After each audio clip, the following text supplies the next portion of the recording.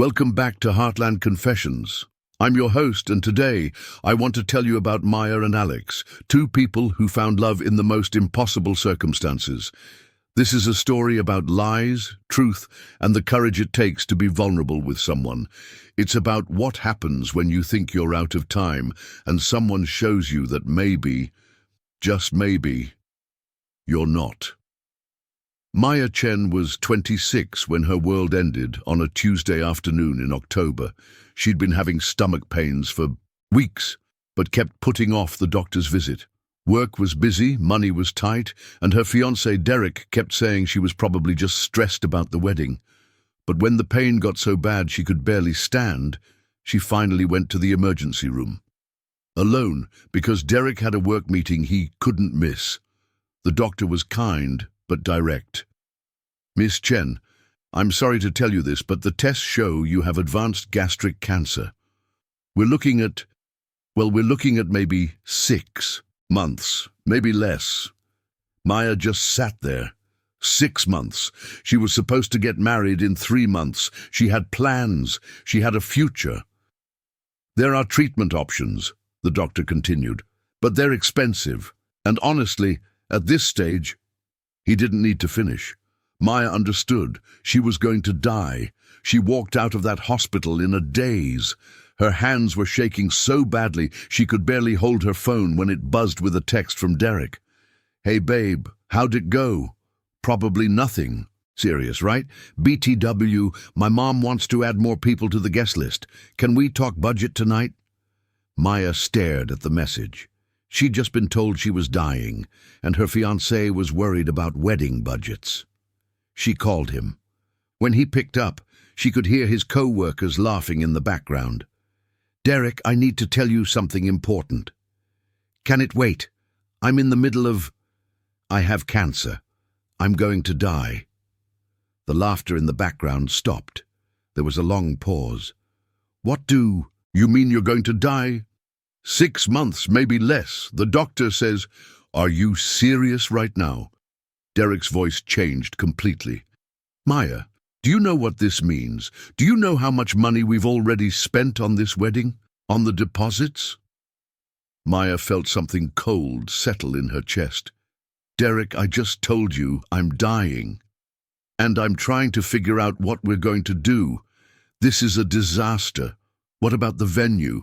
What about my job? What are people going to think?" Maya hung up. She turned off her phone and just walked. It was getting dark, and she ended up at the small park behind the hospital, where patients' families sometimes went to get air. That's when she saw him. There was a man sitting alone on a bench, a white cane resting against his knee. He looked to be in his early 30s, with dark hair and a face that looked like it had seen its share of trouble. He was just sitting there, listening to the sounds of the evening. Maya didn't know why she walked over to him. Maybe it was because he looked as alone as she felt. "Excuse me," she said. He turned his head toward her voice. "Yes, this is going to sound completely insane, but would you be interested in getting married?" The man went very still. "I'm sorry. What?" Maya sat down next to him without being invited. "I know how it sounds, but I just got some really bad news, and my fiancé just showed me exactly who he really is, and I'm thinking, why not? Why not do something completely crazy for once in my life?" The man was quiet for a long moment. Then he said, "What kind of bad news?" "The dying kind," Maya said simply. 6 months, give or take. "And your fiancé? Apparently more concerned about losing his wedding deposits than losing me." The man nodded slowly. "I see. And you think marrying a complete stranger is the answer?" "I think," Maya said, "that I've spent my whole life playing it safe, doing what other people expected, and where has it gotten me? I'm dying, alone, and the person who was supposed to love me just hung up on me because I'm inconvenient." She looked at him, really looked at him. Even in the dim light she could see he was handsome in a quiet sort of way, but more than that, he looked kind, patient, like someone who understood what it meant to have the world pull the rug out from under you. "What's your name?" she asked. "Alex," he said. "Alex Morgan. And yours?" "Maya Chen." "So, Alex Morgan, what do you say? Want to do something crazy with me?" Alex was quiet for a moment. "No, ma'am. I'm here to tell her that I've set up a trust fund in her name. Anonymous. She'll never have to know it came from me. The treatments will be covered by what appears to be a medical research grant. She can get better without ever having to accept anything from me personally." Carol frowned. "And what do you get out of this?" "I get to know that the woman I love isn't going to die because I was too much of a coward to tell her the truth." Carol looked at him for a long moment. "You really do love her, don't you?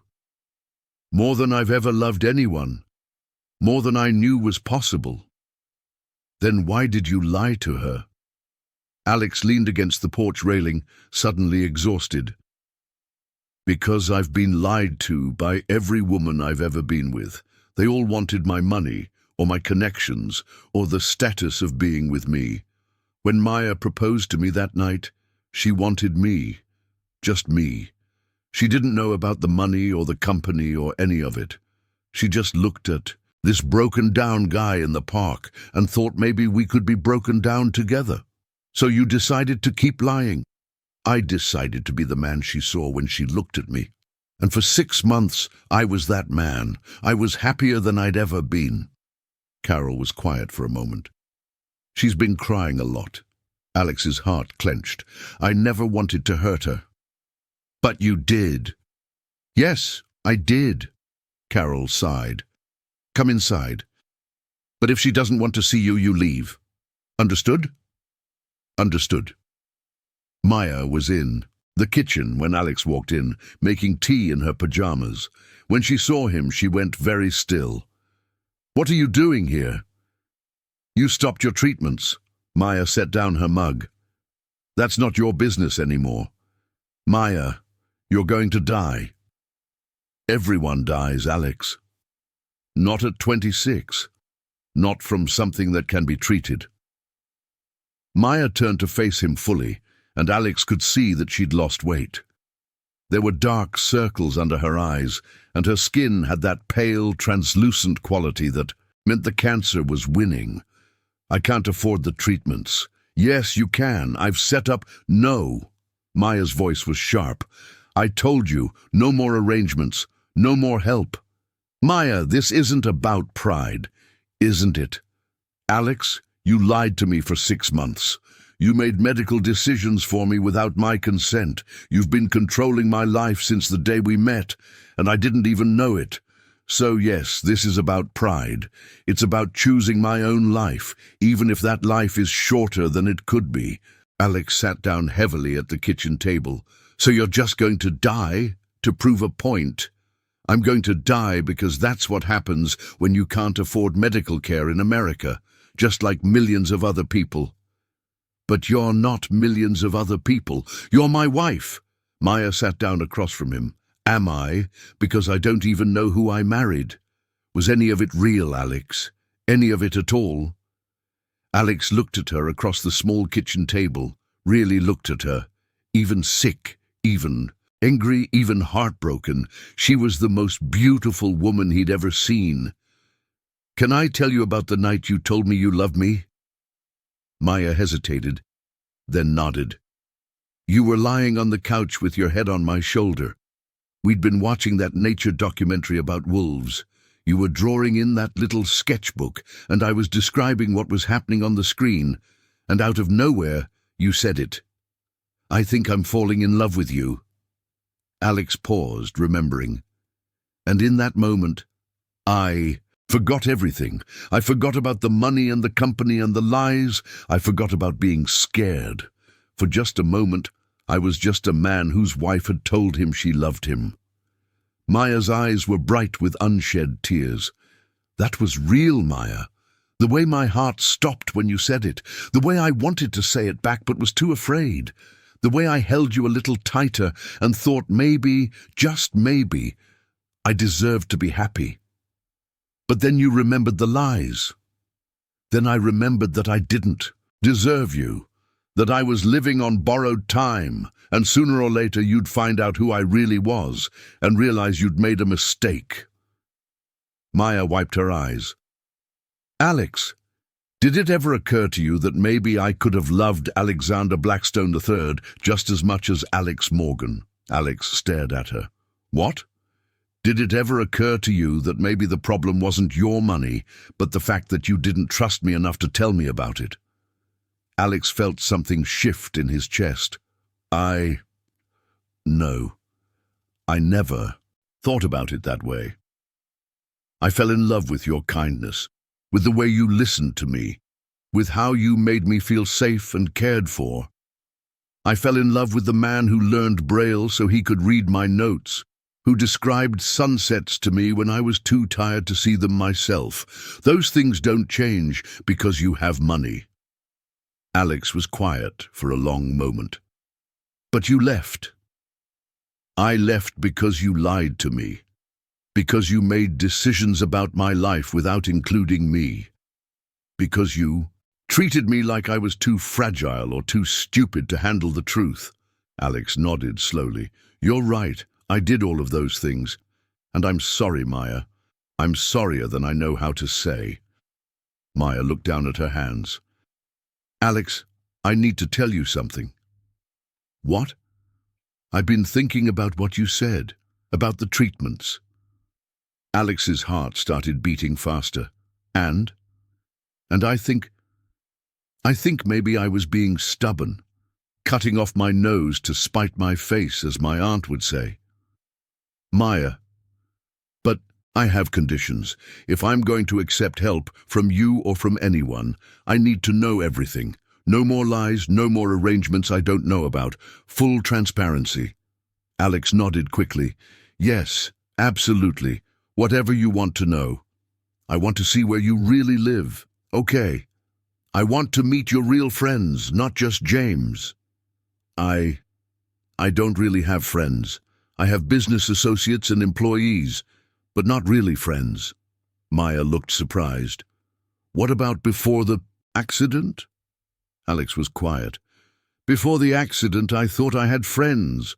Turned out they were mostly interested in what I could do for them. Alex, that's really sad. It's just the way it is when you have money. You never know who you can trust. Maya reached across the table and took his hand. You can trust me. Alex looked down at their joined hands. Can I? Even after everything? I'm here, aren't I? I'm talking to you instead of calling the police to have you removed from my aunt's property. Alex smiled slightly. That's a good sign. Alex, I want to try again, but it has to be different this time. No more Alex Morgan, security guard. I want to be married to Alexander Blackstone III, CEO, all of him.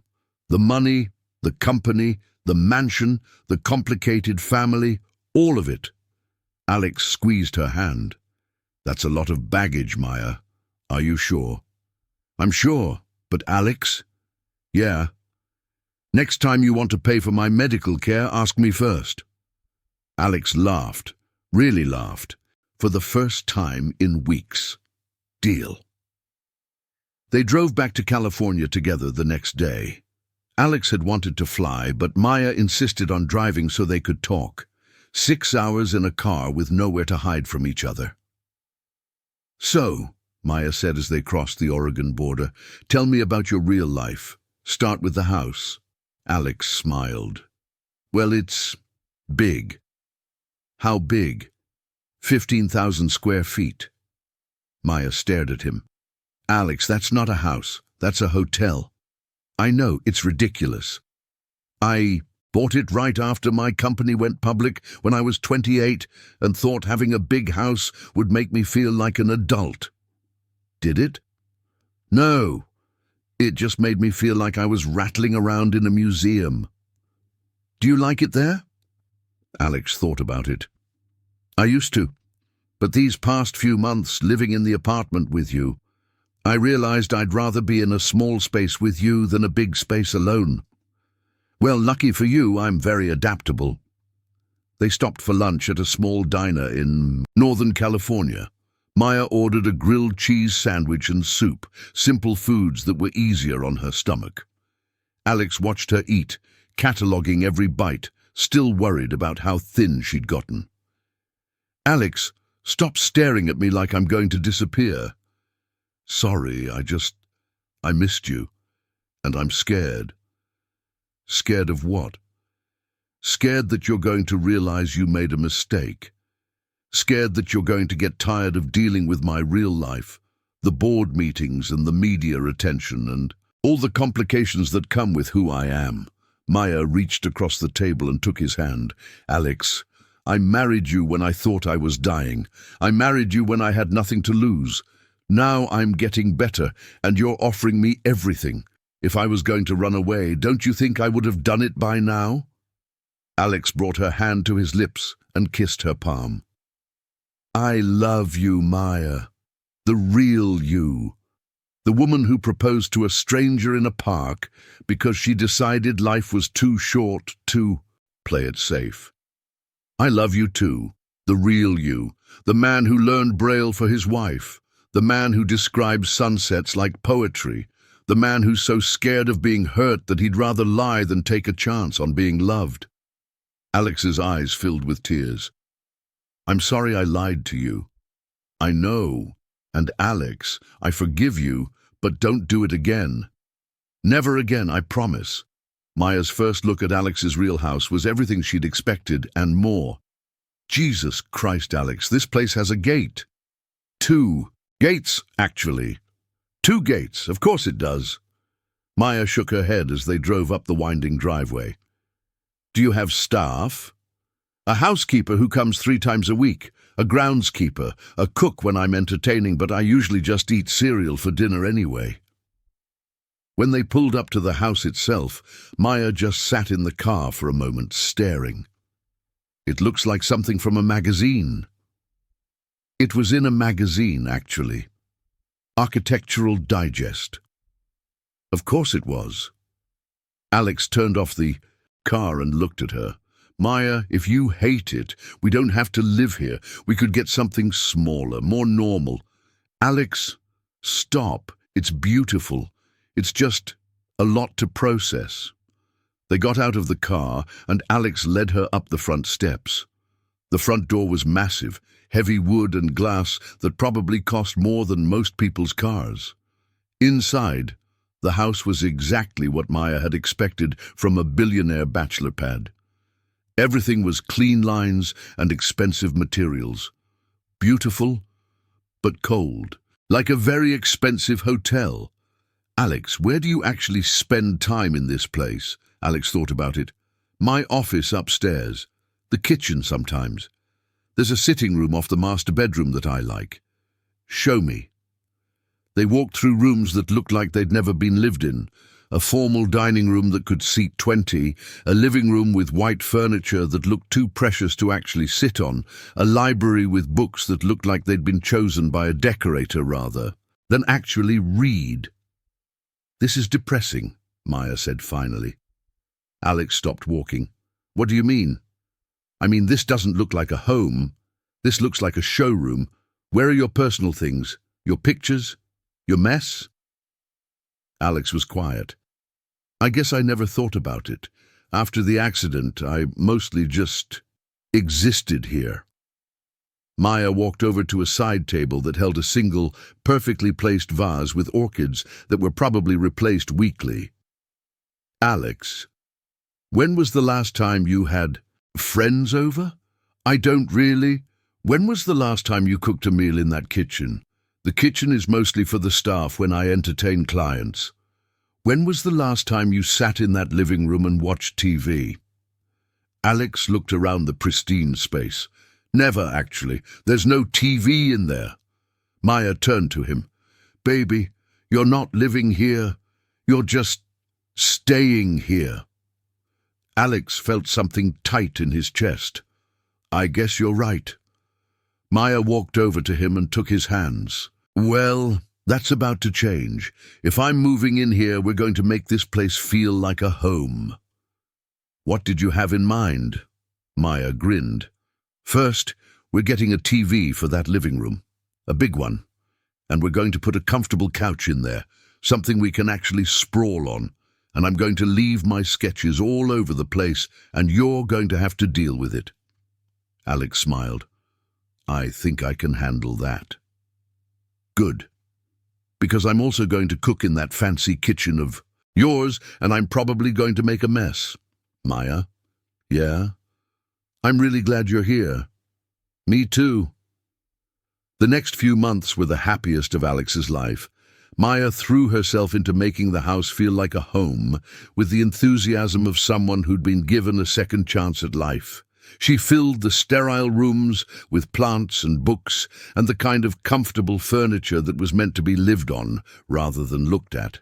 She converted one of the unused bedrooms into an art studio, and soon there were half-finished paintings and sketches all over the house. More importantly, she got Alex living again, instead of just existing. Come on, she'd say on Saturday mornings. We're going to the farmer's market. I can have the staff. Alex, we're going to the farmer's market, together, like normal married people. They'd walk through the crowded stalls, Maya picking out vegetables and flowers, while Alex carried the bags and tried not to think about all the people who might recognize him. Alex, relax. You look like you're about to have a panic attack. People are staring. People stare at me too. I'm bald from chemo, remember? But we're here, we're together, and we're buying overpriced tomatoes. This is what happiness looks like. And it was. Alex discovered that he loved grocery shopping with Maya, loved cooking dinner together, loved falling asleep with her head on his shoulder while they watched terrible movies on their new TV. Maya's treatments were going well. The experimental therapy, combined with traditional chemotherapy, was shrinking her tumors. Her doctors were cautiously optimistic, using words like remission and long-term survival. I have to go back to work eventually, Alex told her one morning over coffee. They were sitting in the breakfast nook Maya had created in the kitchen, a small table by the windows where they could watch the sunrise. I know. There's going to be media attention when I start making public appearances again. People are going to want to know about you. Maya looked up from her sketchpad. What kind of attention? The invasive kind. They're going to want to know how we met, when we got married, what your background is. Some of it might be unpleasant.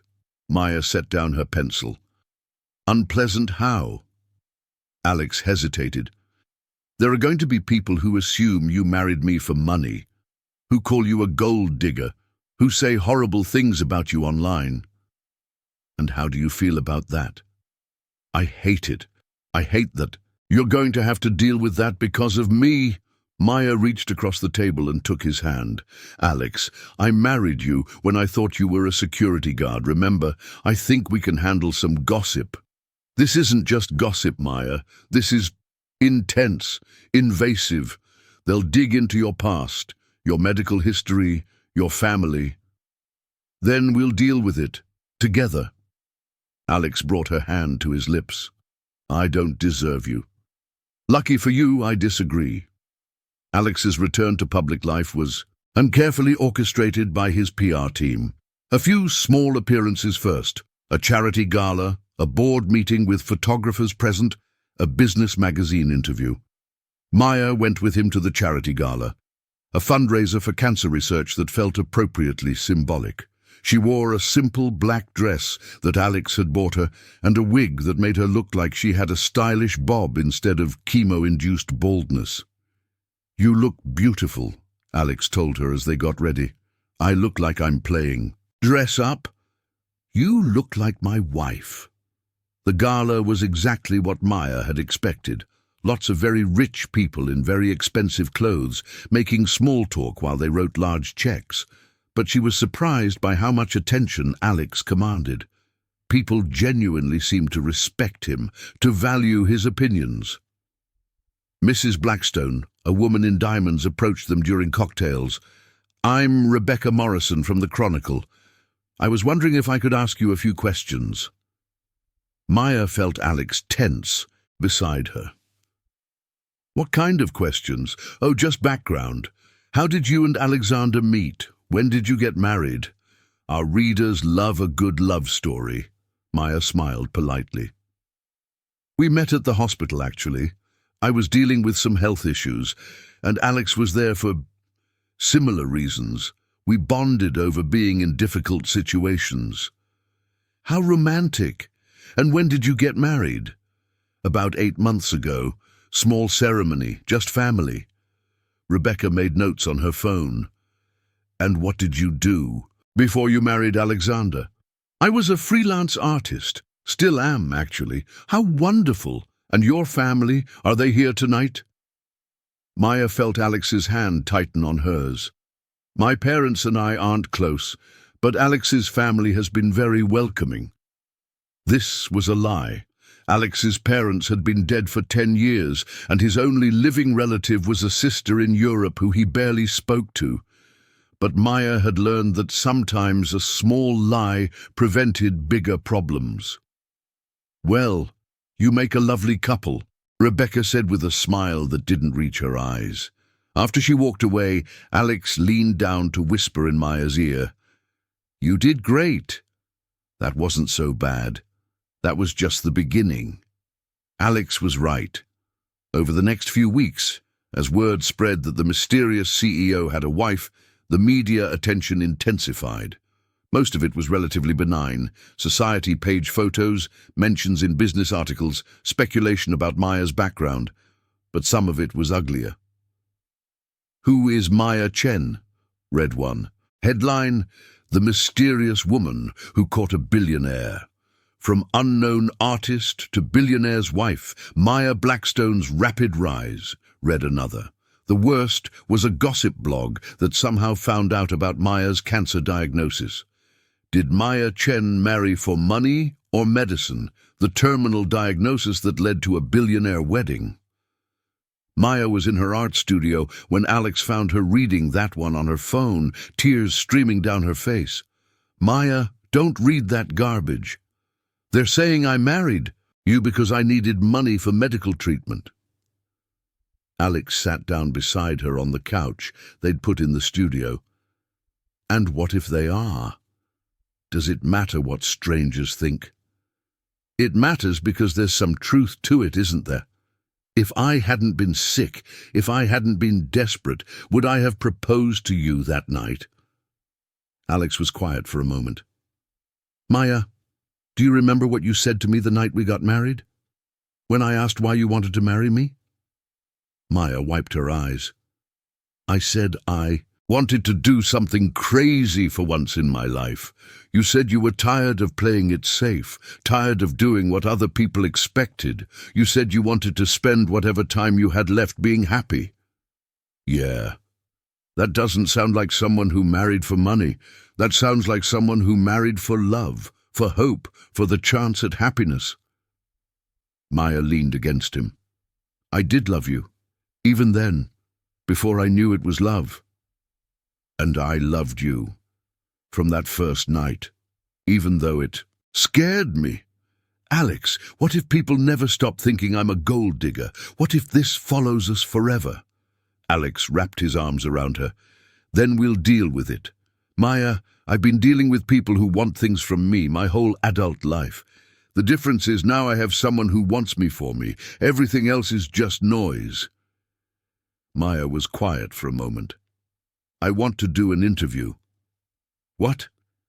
I want to tell our story, the real story, not some sanitized version for the society pages. Alex hesitated. Maya, once you do that, there's no taking it back. They'll ask you everything, about your family, your past, your illness. Good. Let them ask. I'm tired of hiding. Maya did the interview with a respected journalist from a major magazine. She told their story honestly. The terminal diagnosis, the proposal in the park, the months of marriage to a man she thought was a security guard, the discovery of Alex's true identity, the separation, and the reconciliation. Why did you, Proposed to a stranger? The journalist asked. Because I was dying, and I realized I'd never taken a real risk in my life.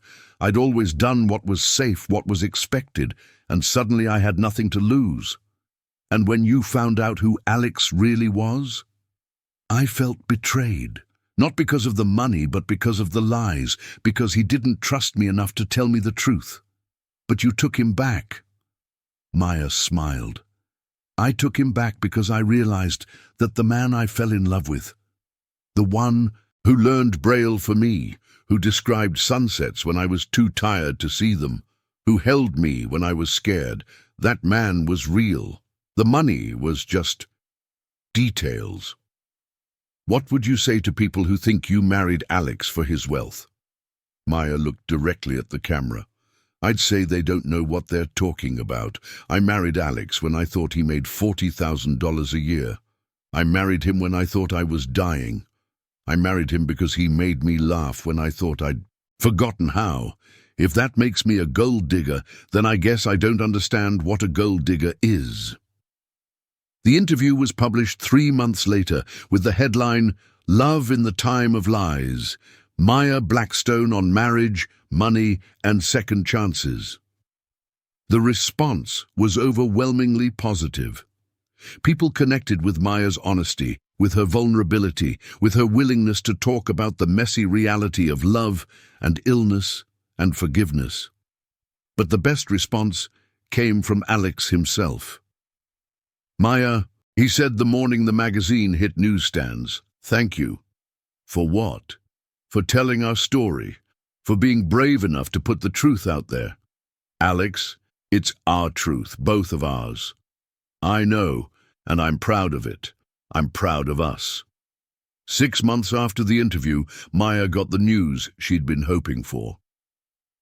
The scans are clear, Dr. Martinez told them in his office.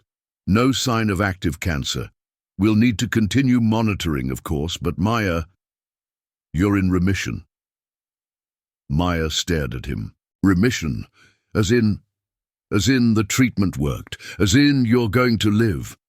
Maya turned to Alex, who was crying. Actually crying, right there in the doctor's office. Alex, I'm going to live. You're going to live. They held each other in that sterile medical office, crying and laughing and trying to process the fact that the future they'd barely dared to hope for was actually going to happen. Dr. Martinez, Maya said when they'd composed themselves.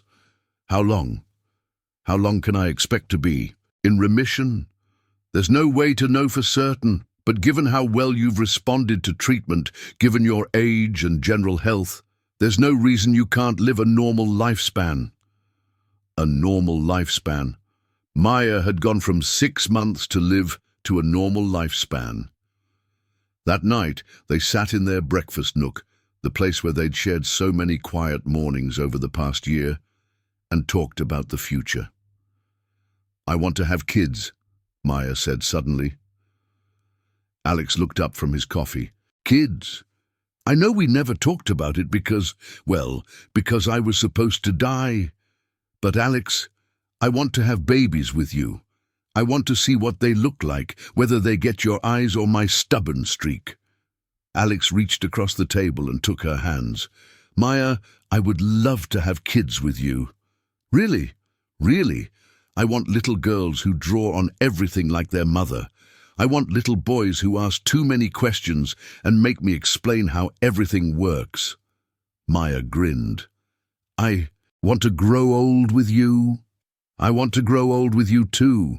I want to be married to you for real this time, not because we're both desperate, not because we think we're out of time, because we choose each other every day.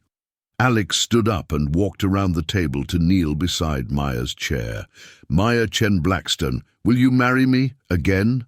For all the right reasons this time? Maya laughed through her tears. Yes, Alex, yes, I'll marry you, for all the right reasons. They renewed their vows 6 months later in the garden of their home, the home that was now truly theirs, filled with Maya's art and comfortable furniture, and the kind of lived-in warmth that made it feel like a sanctuary rather than a museum. This time, there were guests. Maya's Aunt Carol flew in from Portland. Alex's sister came from London with her family. James was there, of course, looking proud and slightly emotional. Maya's friend Sarah was her maid of honor. They'd even invited some of the doctors and nurses who'd treated Maya, the people who'd helped save her life. Maya wore a simple white dress that she'd picked out herself. No designer gown, nothing fancy. Just a dress that made her feel beautiful and loved. Alex wore a suit, but not one of his usual corporate uniforms. This one was softer, more personal, something Maya had helped him choose. "Maya," Alex said in his vows, "when you proposed to me in that park, you asked me if I wanted to do something crazy. What I didn't tell you then was that I'd been playing it safe my whole life. I'd built walls around myself so high that I'd forgotten what it felt like to let someone in." Maya smiled, tears already streaming down her face. "You didn't just propose marriage that night. You proposed life. Real life, messy and scary and beautiful. You proposed love. Not the careful, conditional kind, but the kind that says, 'I choose you whatever comes.'" Alex paused, his own voice thick with emotion. "I lied to you because I was afraid you wouldn't choose me if you knew who I really was. But Maya, you chose me anyway. You chose me when I was broken, when I was scared, when I was hiding behind lies. You chose me when I was sick, when you were sick, when everything seemed impossible. So today, I'm choosing you back. Not because we're desperate, not because we're out of options, not because we think we're running out of time. I'm choosing you because I love you, because you make me braver and kinder and more myself than I ever thought I could be. I'm choosing you for better or worse, for richer or poorer, and we've been both, in sickness and in health. I'm choosing you for all our tomorrows, however many we get."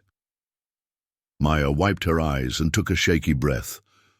"Alex, when I proposed to you, I thought I was dying.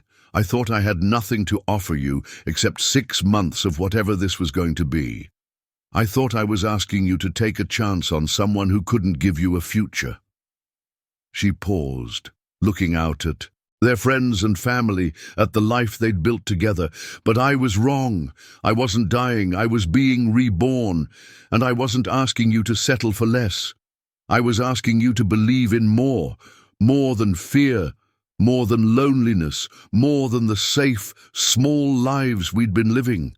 You gave me that, Alex. You gave me more love than I knew how to ask for, more time than I thought I had, more reasons to fight, more reasons to hope, more reasons to believe that sometimes impossible things happen. So I choose you, too. I choose you not because you saved my life, though you did, not because you make me feel safe, though you do. I choose you because you make me feel brave, because with you, I'm not afraid of tomorrow. I choose you for all the mornings we'll wake up together, all the sunsets you'll describe to me, all the quiet moments and crazy adventures and ordinary days that make a life. I choose you, Alex. Today, tomorrow, and for all the years we're going to have." When they kissed, it was different from their first wedding kiss.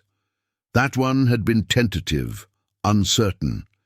This one was sure and strong and full of promise. Maya and Alex have been married for 3 years now.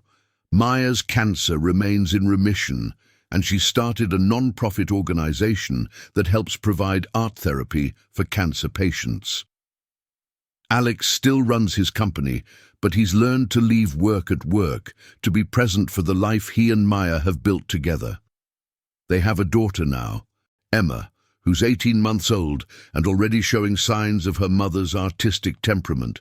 She draws on everything within reach, much to Alex's delight and their housekeeper's despair. "Do you ever wonder," Maya asked Alex last week as they were giving Emma a bath, "what would have happened if I hadn't proposed to you that night?" Alex thought about it, watching his daughter splash happily in the bubbles Maya had poured into the tub with typical generous abandon. "I think," he said, slowly, I'd still be sitting in that park, still hiding from my life, still afraid to let anyone close enough to hurt me. And I'd probably be dead, Maya said matter-of-factly. Maya, no, it's true. If I hadn't married you, I never would have been able to afford the treatments. I never would have had a reason to fight as hard as I did. Alex lifted Emma out of the tub and wrapped her in a towel, making her giggle as he dried her hair. But that's not why we're together now, he said. No, no. We're together now because we choose to be, every day.